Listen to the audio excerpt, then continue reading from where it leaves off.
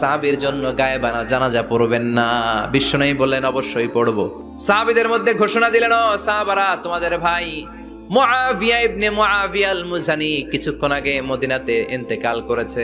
তোমাদের ভাইদের জন্য সবাই বাইরে বের হয়ে আসো, এই মুহূর্তে আমরা গায়েবানা জানাজা পড়বো। বিশ্বনবী প্রথম কাতারে দাঁড়ালেন, হাজার হাজার সাহাবারা লাইন ধরে দাঁড়ালো।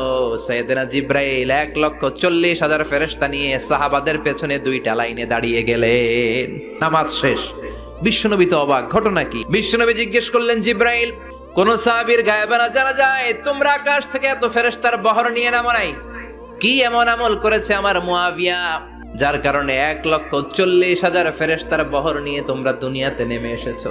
সাইয়েদনা জিব্রাইল বললেন, নবী, তেমন কোনো বড় আমল নয়, ছোট্ট একটা আমল। আপনার এই প্রিয় সাহাবী হাঁটতে বসতে চলতে ফিরিতে সব সময় পড়তো কুল হুয়াল্লাহ।